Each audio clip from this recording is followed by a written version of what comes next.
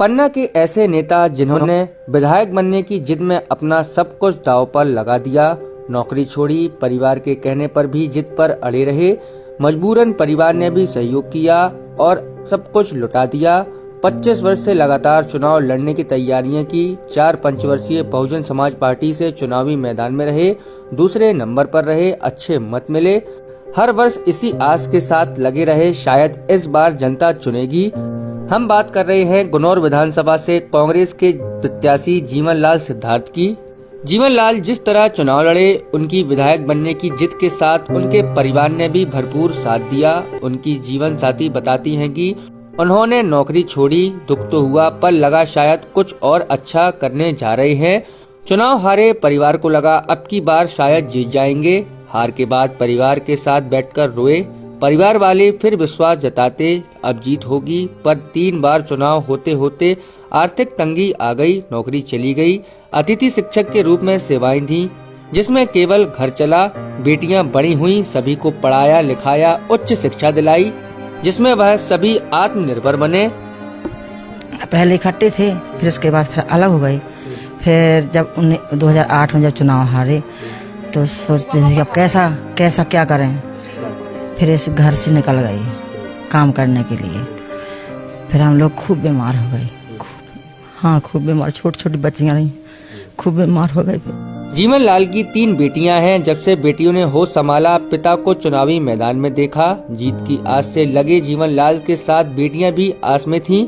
पिताजी शायद इस बार चुनाव जीत जाएंगे। 2013 के इलेक्शन हारने के बाद बेटियों को लगा अब जिद छोड़ दें और चुनाव न लड़ें तो सभी के लिए अच्छा रहेगा। चुनाव के लिए नौकरी छोड़ी, अतिथि शिक्षक होने से केवल गुजारा चला।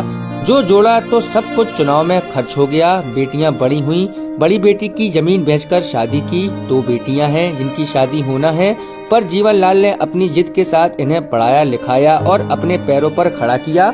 बेटियां भी अतिथि शिक्षक बनकर बच्चों को पढ़ा रही हैं, वहीं घर परिवार के कामों में भी हाथ बटाती रहती हैं।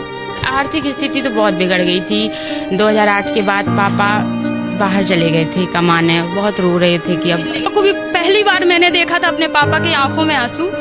2008 में आज तक कभी नहीं देखा। अंदर से तो बुरा लगता ही होगा, सामने नहीं रोते, बच्चों के सामने नहीं रोते कि अगर मैं रोऊंगा तो बच्चे परेशान हो जाएंगे।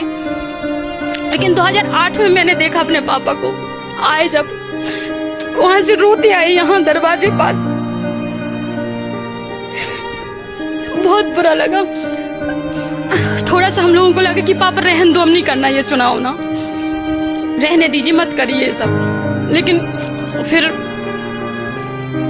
चलती गई ऐसे। उसके बाद फिर पापा चले गए। परिवार के सदस्य बताते हैं कि जीवनलाल सिद्धार्थ के चुनाव की हट से परिवार दुखी होता है, पर अंततः अपने पिता के साथ बेटियां भी प्रचार के लिए निकल पड़ती हैं। 4 बार चुनाव लड़ना और हारना आसान नहीं था। अच्छे वोट मिलने के बाद आशा भी रहती है कि शायद इस बार चुनाव जीतेंगे। 2018 में बीएसपी से चुनाव हारने के बाद उन्होंने बीएसपी छोड़ कांग्रेस का दामन पकड़ा और कांग्रेस पार्टी ने जीवनलाल पर भरोसा जताया है। और 4 बार हारने के बाद पूरे परिवार, पत्नी, बेटियों को विश्वास है कि इस बार वह जरूर जीतेंगे। पापा जी ये चाह रहे थे कि मतलब कि मैं जनता की सेवा कर सकूं, अपने विधानसभा का विकास कर सकूं, जो अभी तक इतनी चीजों का विकास नहीं हुआ है। उनने बहुत सारी चीजें उनने खुद बताई हैं। इसमें उतर आए कि मुझे चुनाव ही लड़ना है और मुझे जॉब नहीं करना है, मुझे पैसा नहीं कमाना है, क्योंकि उनको पैसे कमाने की बिल्कुल भी लालच नहीं थी। उनको पैसे कमाने की बिल्कुल भी लालच नहीं थी कि मेरे पास ऐसो आराम हो और मेरा घर इतना अच्छा हो। उनको बिल्कुल भी ये सारी चीजों का नहीं था, क्योंकि आज की स्थिति में वो अगर जॉब नहीं छोड़े होते तो आज की स्थिति में हम लोगों का भी बहुत अच्छा होता। ऐसे घर नहीं होते। पैसे का लालच होता तो नौकरी कभी नहीं छोड़ते। उनको आज की स्थिति में वो इंजीनियर में होते। इंजीनियर में पैसा कम नहीं मिलता है, केवल हम जनता की सेवा के लिए लड़ते हैं। नमस्कार, पन्ना होम नेटवर्क में आप सभी का स्वागत है। दरअसल एक माहौल क्या है कार्यक्रम के तहत आज हम गुनौर विधानसभा के कई क्षेत्रों में गए और लोगों से चर्चा कर रहे थे। उसी बीच मन में एक ख्याल आया क्यों ना कांग्रेस पार्टी के जो प्रत्याशी हैं जीवनलाल सिद्धार्थ जी 4 बार चुनाव लड़ चुके और 4 बार बीएसपी से चुनाव लड़े, 5वीं बार कांग्रेस से लड़ने जा रहे हैं। उनके 4 बार चुनाव लड़ने के बाद जैसे स्वाभाविक सी बात है कि चुनाव में खर्चा तो आता है, और जाकर उनके घर को देखा जाए और परिवारजनों से बात करें आखिर उन्हें क्या लग रहा है, तो उसी के तहत आज हम पहुंचे हैं जीवनलाल सिद्धार्थ के गांव में, जो सतना बॉर्डर पे गांव है, और अंदर चलेंगे और आपको देखेंगे और दिखाएंगे उनका घर परिवार और क्या है बच्चों का कहना और क्या है उनकी माँ का कहना। देखिए, ग्राम गिरवारा में जो उनका निवास है वहाँ पहुँच चुके थे। घर है जो ग्रामीण तरीके से जैसा कि रहन सहन होता है वैसा ही रहन सहन है। बच्चे एक्टिव भी हैं, बच्चे बाहर पढ़े उन्होंने, क्योंकि स्वाभाविक है वो इंजीनियर रहे और पढ़ाई अच्छी की, तो उन्होंने बच्चों को भी पर्याप्त पढ़ाया है। और साथ ही चलेंगे घर में और उनके परिवार है जो मुख्यतः परिवार के सभी सदस्यों से बातें करेंगे। और सबसे पहले तो बात करेंगे उनकी पत्नी है, क्या नाम है? श्रीमती विद्या सिद्धार्थ। क्या लगा आपको इतनी बार से चुनाव लड़ रहे हैं जीवनलाल जी, तो फिर कभी आपने कहा नहीं कि कितनी बार से चुनाव लड़ रहे हैं? 1998 से। 1998 से। जी सर। तो शुरुआत में जब चुनाव लड़े थे तो आप उनसे बात की होगी, तो क्या बताया था? वो टाइम पे हम लोग इकट्ठे थे सभी लोग, तो वो टाइम पे उतना ज्ञान नहीं था। लेकिन जब दूसरी बार चुनाव लड़े 2003 में, तो खूब रोए हम लोग। फिर जब 2008 में चुनाव लड़े तो इस घर में आए थे हम लोग। पहले दीदी उनके घर में रहती थी, जेठानी उनके घर में।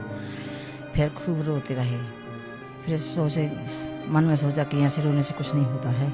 समझाया, मैंने कहा बिल्कुल टेंशन ना लो, जब परमात्मा ने ये लिखा होगा संघर्ष तो करते रहो, जब परमात्मा कभी तो सफलता देगी। जब नौकरी छोड़ी उन्होंने तो आपको लगा नहीं? पे हम और ज़्यादा ज्ञान नहीं रहा, लड़का रहे। कितने साल पहले नौकरी छोड़ी? कौन से साल?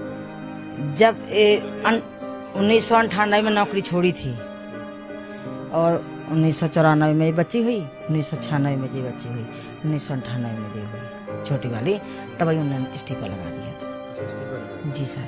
फिर कैसे परिवार चला? पहले इकट्ठे थे, फिर उसके बाद फिर अलग हो गए। फिर जब 2008 में जब चुनाव हारे तो सोचते थे कि अब कैसा क्या करें।